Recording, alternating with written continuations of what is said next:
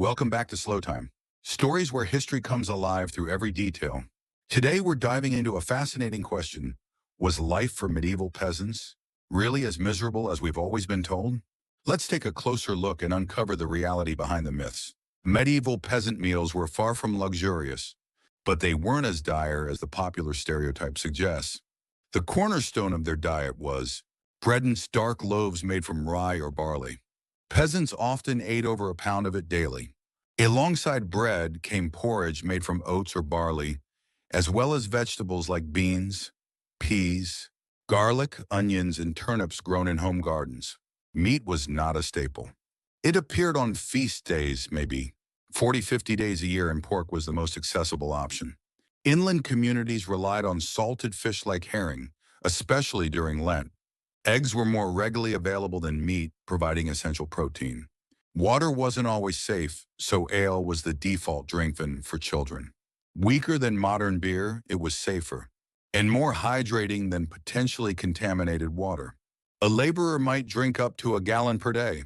Peasant homes were small and functional. Most families lived in one or two rooms, averaging around 400 square feet. Walls were made of wattle and daub-woven wood covered in mud, straw, and dung. Floors were packed earth, sometimes covered with straw, that was replaced only a few times per year. Thatch roofs offered insulation but were prone to infestations.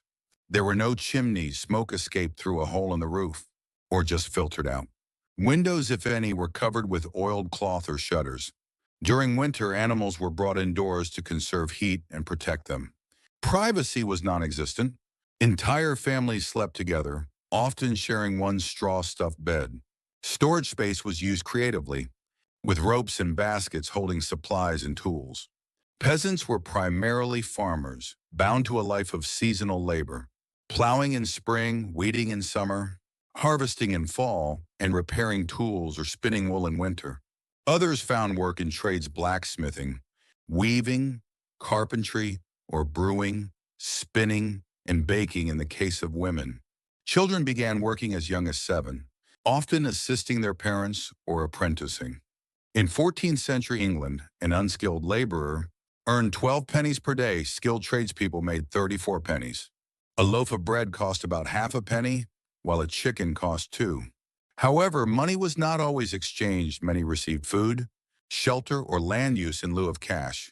After the Black Death, wages briefly rose due to labor shortages, prompting attempts like the 1351 Statute of Laborers to cap pay. But many workers found ways around this, such as negotiating under-the-table deals. Though labor-intensive, peasant life wasn't nonstop drudgery. Sundays were mandated days of rest.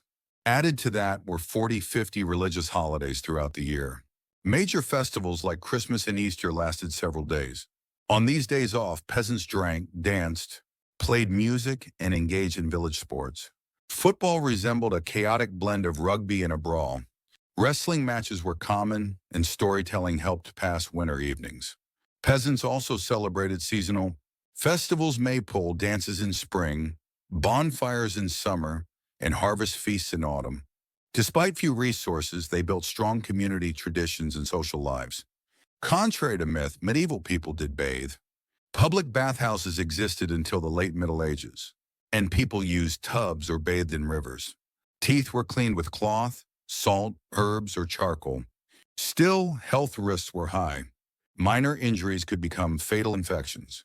Diseases like dysentery, influenza, and tuberculosis spread easily in cramped conditions. Childbirth was dangerous and infant mortality rates were high. Average life expectancy was 30-40, but this is skewed by child deaths.